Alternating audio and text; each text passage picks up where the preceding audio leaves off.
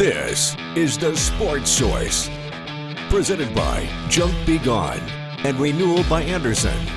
Now, your host, John Pennington. Good Sunday morning. Welcome into the Sports Source, today presented by Renewal by Andersen. We're happy to have you with us. We're going to have some fun today. Who are the biggest icons in UT sports history? That's the way we're going to kick off summer, and if you happen to be watching the show again in July or August for some reason, it's a good way to get into the middle of summer, I think, as well. So let's get right into today's show. As I said, brought to you by Renewal by Andersen. This month, meaning May, this month it's the Memorial Day sales event. Save 15% on every window or patio door. 15% on all of it. No money down. No interest, no payments for 12 months. Plus, you can get free upgrades on the windows and patio doors. Scheduled by May 31st to get the 15% off. You're going to love their stuff. Just go to their website. You'll see for yourself. They have reviews from all of the people in your area. It will show you reviews from neighbors. It's really tremendous. Renewal by Andersen. And if you're watching this later in the summer, again, just check out rbaknoxville.com to learn what their special is, say, later in the summer if this reruns for some reason. All right, let's get into it. Here's the first, well, not just the first wave. This is our wave of panelists today. We have one wave. Bob Hodge, Josh Ward, Jimmy Himes, Chuck Cavaleris. Thanks to all you gentlemen for being here today. This started as a discussion with a couple of friends of mine this week where we were just chatting about, they brought up who is the biggest name at UT. And it started with one person, then you threw out somebody else. It's like, oh yeah, well that person's up there. And I thought, we'll steal this and do it as a television show. So that's what we're doing today.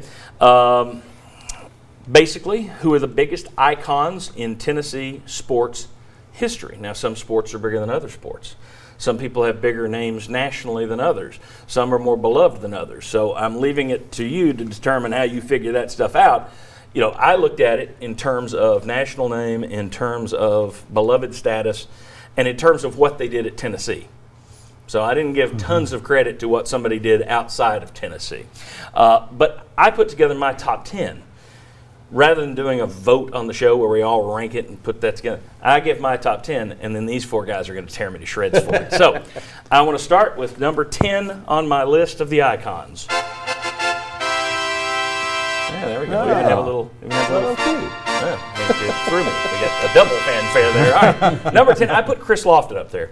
As you can see, everybody remembers 04 to 08, All-American, AP SEC Player of the Year, battled cancer during one of his seasons.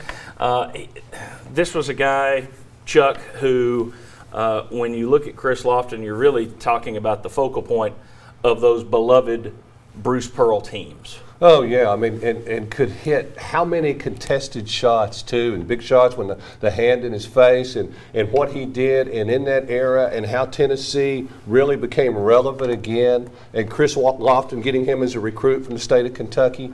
I just think it all adds up. Yes, he would definitely be in that top 10. In the top 10. We'll see where they put. All right. All right, so let's go to my number 9 on the list, also basketball. There we go. We got Ray Mears. Oh, we do have a fanfare going. That was kind of a lengthy one. Okay. Anyway, Ray Mears is up there, the legendary Tennessee coach. Had a .747 winning percentage here at Tennessee over 15 seasons. SEC Coach of the Year twice. All-time winningest coach in program history. And you also have to give him credit.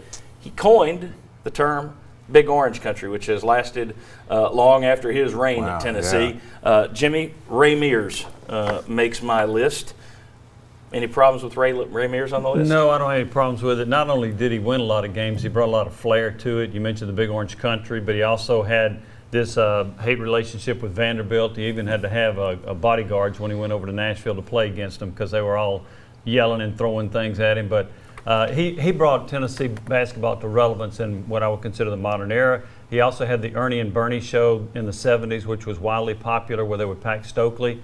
I think he very well deserves to be on the top 10. All right, very good. Now we got one more in this segment, just so happens to be basketball as well. Just a random deal here. I didn't look at it and say put basketball at the bottom, but of my 10, I have 3 basketball people. This is the last of them. They rank 8, 9, and 10. Let's take a look at number 8 on my list. We got the drums for Bernard King. All right. 3-time SEC Player of the Year, All-American, member of the Basketball Hall of Fame, first-round draft pick, 7th overall. I don't think there's much debate about Bernard King. Now, I'm going to leave it to you guys to debate whether or not the guy he's tied forever in UT history with, Ernie Grunfeld, should be on my list. But I put King on there as the top basketball persona, even above Mears. And the reason is I think the Hall of Fame thing is part of it, and just the national name. What he did at Tennessee, the eyeballs he got. I think that King would be my top basketball guy in terms of Tennessee icons. Bob, Josh, Jimmy, Chuck. Those are my 3 basketball guys. That's 10, 9, 8. That's all we're going through in this segment. What did I get wrong? What did I get right? I wouldn't have Chris Lofton. It would not have made my top 10. He would be on my list. Because you hate Chris Lofton. That's what yes, you're saying? That's exactly what it is. And I had Ray Mears ahead of Bernard King because I think no Ray Mears, no Bernard King, and Ray Mears set the table for getting players like Ernie Grunfeld, Bernard King, and some other great ones too. So I think Ray Mears has to go ahead of Bernard King. Am I cavaliersing the list if I say that it needs to be Ernie and Bernie together? If we so often talk Tennessee basketball, then it's Ernie and Bernie together. Bernard, though, with all that he was as a player, I would agree that he should be there. You could argue with the history of Tennessee basketball and how people have gotten more into it that you can move Bernard up. Thoughts on Bernard King making the list and not Ernie Grunfeld on my list? I would have gone with King. I think he's the greatest player in the history of Tennessee basketball, and I think he was better than Grunfeld. And I do know they were tied at the hip in many ways, but I thought King was the best. And I know that you were talking about what they did at Tennessee, but look what King did in the NBA. He missed 4.5 years and still scored over 20,000 points. I think he's the best to ever play at Tennessee, and I would have him as the #1 basketball. Yeah, and I've got that framed Sports Illustrated cover, in my house. But it was not called the Bernard King Show, John. It was the Ernie and Bernie Show. You can't separate these two. They're joined at the hip. No. I separated them. No, I mean, Well, I think you can. I've got Ernie Grunfeld down there with my Chris Lofton list of guys that almost made it, but weren't in your didn't top quite. 10. Yes. Yeah. Well, I mean, if you're having to separate them, one was a 3-time SEC Player of the Year, one did it once. One's in the Basketball Hall of Fame. I don't believe Grunfeld is in the Basketball Hall of Fame yet. So, to me, that's the separation. And Stu Aberdeen, of course, was the one doing a lot of that recruiting. But I would make the argument as well that if you don't get Ernie Grunfeld, you're not going to get Bernard King from New York the next year. I would make that argument pretty strongly. Should any of these guys have been higher on my list? Yeah. Ray Mears should have been higher on your list. I would have had King higher. Higher than 8? Okay. You would have had Mears higher than 8. I would have had Mears higher than 8. Yes, I would have. Okay. Well, we'll see your guys' top But fives it's tough. a little later. It is tough. That's the point of the exercise. It's not supposed to be easy. Didn't know there was going to be a quiz. You make a good point, though. If you didn't have Ray Mears, you wouldn't have Bernard King. No. Okay. Got that. But my list is right.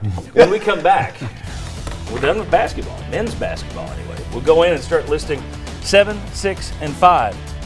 6 and 5 in my list, that's one of the greatest grudge matches in Tennessee athletics history, maybe in the history of the state. I'll weigh in on it. We'll see how they weigh in on it as well.